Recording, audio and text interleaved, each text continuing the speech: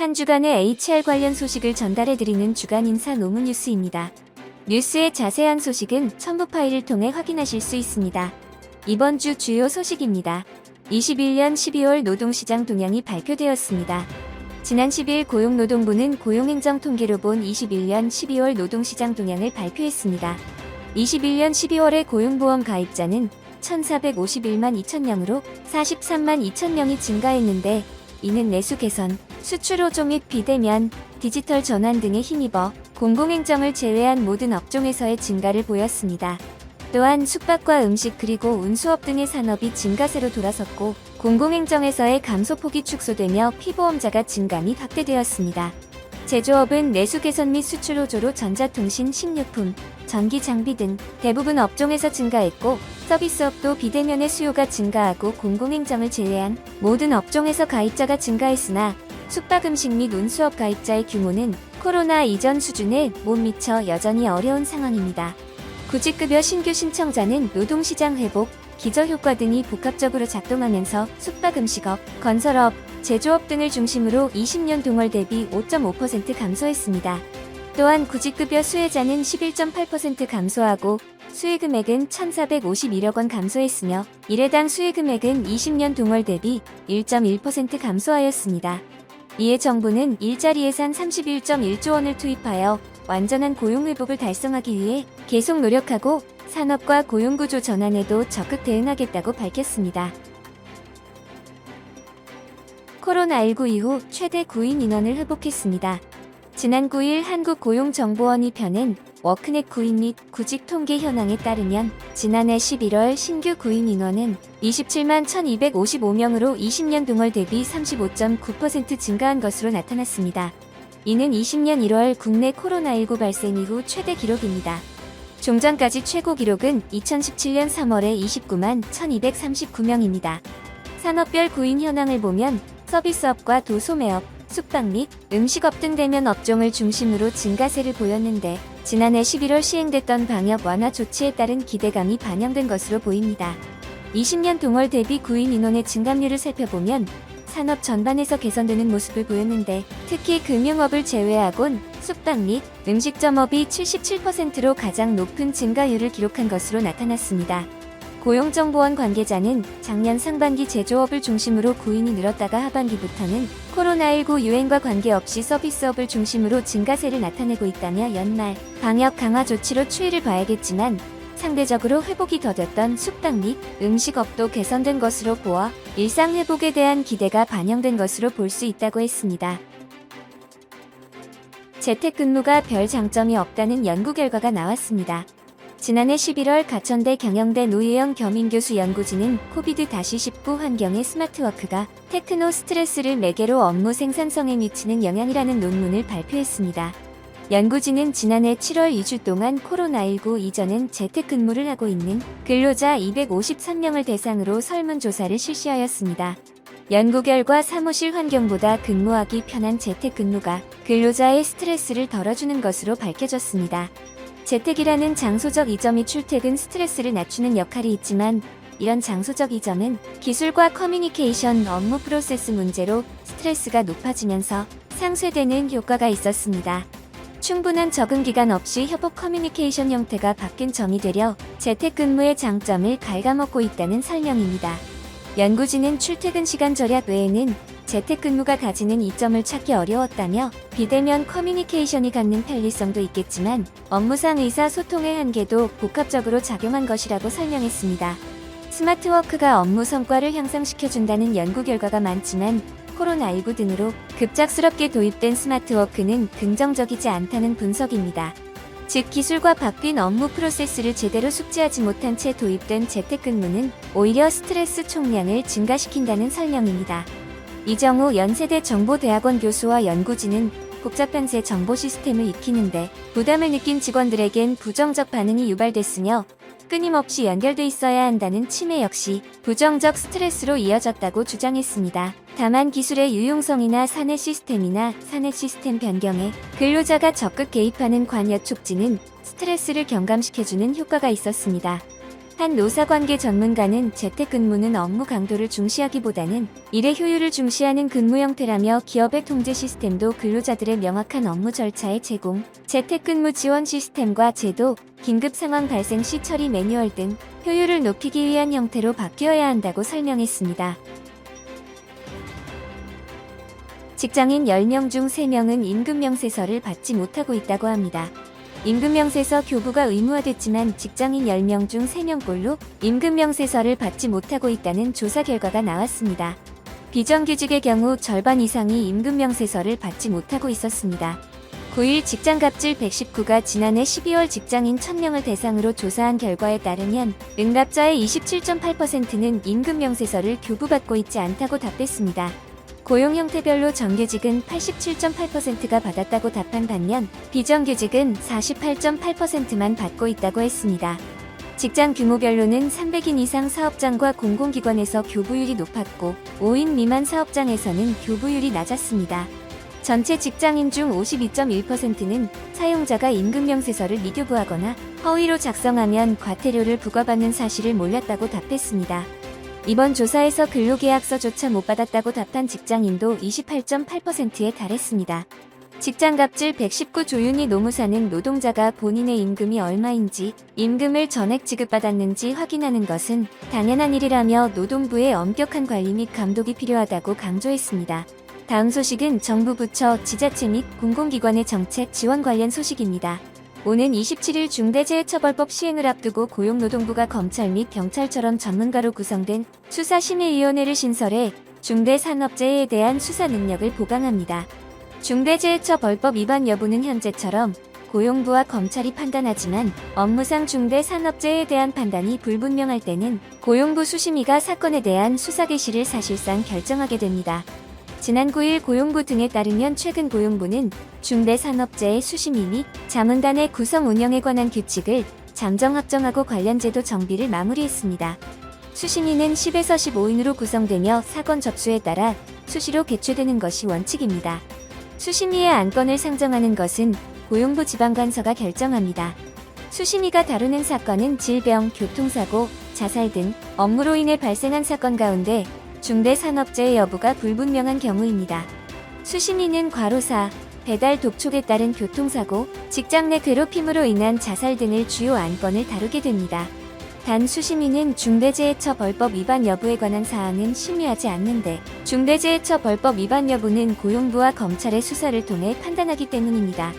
또 고용부 수심위는 검경 수심위와 달리 일반인의 심의 요청권이 없는데 검찰 수심위처럼 일반인의 요청으로 중대재해 사건에 대해 고용부 수심위의 판단을 받는 것이 불가능하다는 의미입니다. 고용부 관계자는 고용부 수심위가 정식 출범하면 전문가 집단이 참여하는 자문기구로 운영될 것이라고 설명했습니다. 중소벤처기업부는 대기업과 중소기업이 함께 해외 진출 지원 활동을 추진하는 대중소 동반 진출 지원 사업의 주관 기업을 모집한다고 밝혔습니다.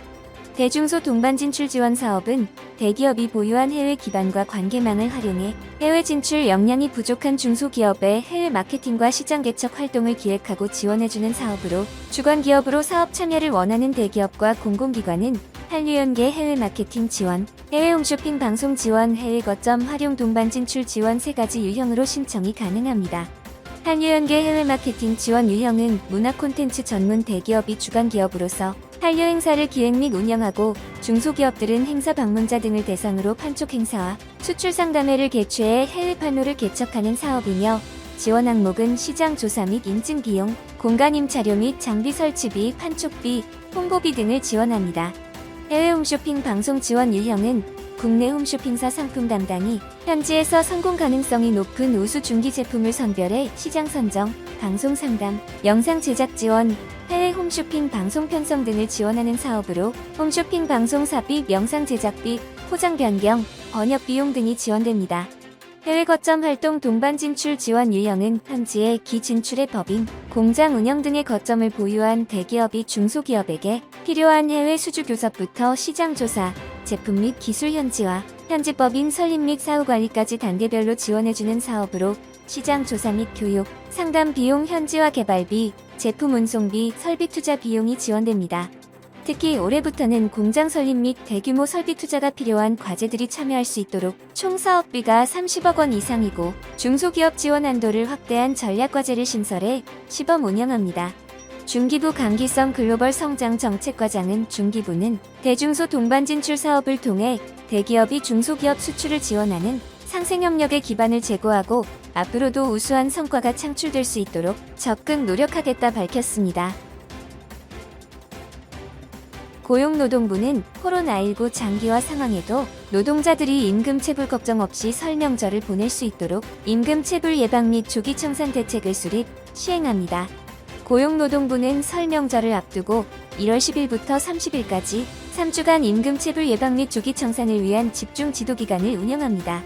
이 기간에 사회보험료 체납 사업장과 건설 현장 등 임금체불 위험이 높은 사업장을 선정하여 체불이 발생하지 않도록 사전 지도하고 전국 48개 지방노동관서의 근로감독관 비상근무를 실시하여 휴일과 야간에 긴급히 발생하는 체불 신고에 신속히 대응하며 상습 임금체불 등 고의적 법 위반에 대해서는 엄정한 법 집행으로 노동자의 권익 보호에 소홀함이 없도록 할 계획입니다. 고액 및 집단 체불이 발생한 현장은 기관장이 직접 지도하고 체불 청산 기동반이 즉시 출동하여 신속한 체불 청산을 지원합니다. 안경덕 장관은 전국의 지방노동관서장에게 고액 및 집단 체불은 기관장이 직접 지도하여 적극적으로 체불을 청산할 것을 지시했습니다. 또한 노동자들이 걱정 없이 설 명절을 보낼 수 있도록 체불 예방 및 생활 안정 지원에 최선을 다하겠다라고 밝히면서 상습 임금 체불 등 고의적 법 위반에 대해서는 엄정한 법 집행을 하겠다라고 강조했습니다. 다음은 보상 관련 소식입니다. 디스플레이 등 전자산업 공장에서 일한 뒤 암에 걸린 청소 노동자에게 산재가 인정됐습니다.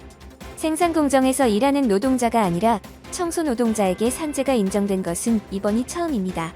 지난 5일 노동인권단체 반도체 노동자의 건강과 인권 지킴이는 5일 삼성 디스플레이 아산 캠퍼스 유기발광 다이오드 라인에서 근무하다 유방암에 걸린 청소 노동자 황 씨의 산재 신청을 근로복지공단이 승인했다고 밝혔습니다.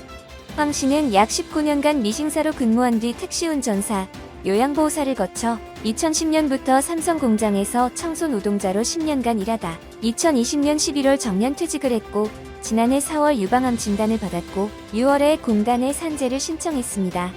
지난달 20일 공단 서울업무상질병판정위원회는 황 씨의 유방암을 업무상 질병으로 판단했습니다. 위원회는 황 씨가 미싱사로 근무하던 기간에 불규칙적이고 간헐적인 야간 및 철야 작업을 수행했을 가능성이 높고 그 외 사업장에서도 격일제나 변형 또는 3교대로 근무해 야간 근무 이력을 20년 이상으로 볼 수 있고 또 디스플레이 생산 공정에서 스막룸을 청소할 때 다양한 유해 화학 물질에 노출됐을 가능성이 있다고 했습니다. 스막룸은 클린룸으로 이루어진 공장 라인에 들어가기 위한 준비 공간으로 라인에서 일한 노동자들이 방진복 등 옷을 갈아입습니다. 그동안 직업병과 관련해 주목을 받은 곳은 클린룸이지만 황 씨처럼 스막룸에서 청소를 했던 사례가 산재로 인정된 의미도 있습니다. 다음은 노동조합 및 노사관계 관련 소식입니다. 지난 5일 카카오 노조가 류영준 현 카카오페이 대표의 카카오 CEO 선임을 취소할 것을 요구했습니다. 신원근 카카오페이 대표 내정자와 류영준 대표는 지난 4일 사내 간담회를 열어 자신들이 카카오페이 지분 스톡 옵션을 행사하고 주식을 대량 매각한 것과 관련해 사과한 바 있습니다. 카카오페이는 지난달 12일 신 내정자와 류 대표 등 임원들이 스톡 옵션 주식 44만여 주를 시간외매매 방식으로 매도했다고 공시했습니다. 지난달 9일 20만 8,500원이던 카카오페이의 주가는 공시 이후 16만 9천원으로 떨어져 한 달이 채 되지 않아 23% 넘게 하락하였습니다. 카카오 사내 업무 프로그램 아지트에 올라온 제안 글에는 1,000명이 넘게 동의한 것으로 전해졌습니다. 아지트에는 직원들만이 게시글에 실명으로 동의를 표시할 수 있게 돼 있었습니다. 제안자는 카카오페이가 크루잉리온의 적극적인 요청으로 간담회를 개최했고 경영진은 사과와 재발 방지 약속을 했다면서도 하지만 간담회가 상황을 해결하지 못했다고 꼬집었습니다. 이어 카카오가 여론의 문매를 맞은 적은 여러 번이었고 그때마다 크루들이 회사를 감싸 안았지만 현재 여론 상황이 너무 좋지 않다며 이런 상황에서 지금 상황을 만든 장본인이 카카오의 CEO가 된다는 것은 대내외 어디도 납득하기 힘들고 CEO가 돼도 크루들이 믿고 따를 수 없다고 지적했습니다. 업계 관계자는 카카오뱅크도 지난해 단체 교섭에 들어갔다며 카카오페이도 빠른 시일 안에 교섭 요구에 들어갈 것으로 보이며 어느 정도 조합원 숫자가 확보가 됐다는 자신감을 드러낸 것일 수 있다고 설명했습니다. 다음은 조직 문화 및 글로벌 HR 관련 소식입니다. 지난 7일 조 바이든 미국 대통령은 지난해 12월 고용 통계에 대해 경기 회복의 역사적인 날이라고 자화자찬했습니다. 바이든 대통령은 이날 노동부의 12월 고용보고서가 발표된 뒤 백악관에서 한 연설에서 이같이 말했습니다. 고용보고서상 지난달 비농업 일자리 증가는 전문가 전망치의 절반에도 못 미치는 19만 9천 개에 불과했지만 바이든 대통령은 실업률이 전월 대비 0.3%포인트 하락한 3.9%를 기록하며 3%대에 진입한 데 방점을 두었습니다. 바이든 대통령은 지난해 미국의 일자리가 640만 개 증가했다고 한 뒤 이는 역사상 어느 대통령보다 1년 사이에 일자리를 가장 많이 늘린 것이라며 미국은 다시 일터로 돌아왔다고 강조했습니다. 바이든 대통령은 공급망 교란 완화, 독점이 아닌 경쟁의 강화, 자신의 인적 및 물적 인프라 구상 등을 소개한 뒤 바이든의 경제 구상은 작동하고 있다고 단언했습니다. 또 의회에 계류된 2조 달러 규모의 인적 인프라 예산 처리를 촉구하고 이것이 고물가에 대응하는 데 도움을 줄 것이라며 연방준비제도는 인플레이션을 억제하기 위해 행동할 것이라고 말했습니다. 다음은 노무 및 법률 관련 소식입니다. 교회 전도사에게 시간의 근로수당과 퇴직금 등을 지급하지 않은 담임 목사에게 벌금형이 선고됐습니다. 전도사를 근로기준법상 근로자로 본 것입니다. 법원은 전도사의 업무가 봉사활동이 아닌 근로에 해당한다고 판단했고 전도사에게 지급된 사례금도 근로의 대가로 봐야 한다는 설명입니다. 사례금을 근로의 대가로 볼 경우 종교활동 자체가 금전적 거래 대상이 될 수 있다는 1심 판결을 뒤집은 것입니다. 지난 6일 춘천지법 제2형사부는 강원 춘천의 한 교회 전도사 A씨에게 미지급 임금과 퇴직금을 제때 지급하지 않은 혐의로 재판에 넘겨진 강원 춘천의 한 교회 담임 목사 B씨에게 벌금 700만 원을 선고했습니다. 특히 전도사의 근로 자성에 대해서 재판부는 A씨는 B씨로부터 간접적으로 업무에 관한 구체적인 지시 및 감독을 받았다며 A씨 업무 내용의 예배, 신방 등 종교활동이 일부 포함돼 있다 해도 오로지 본인의 신앙이나 종교적 신념에 따라 자율적으로 영위한 것이라고 보기는 어렵다고 꼬집었습니다. 이번 주 주간 인사 노무 뉴스는 여기까지입니다. 다음 주는 더 유익한 소식으로 찾아뵙겠습니다. 감사합니다.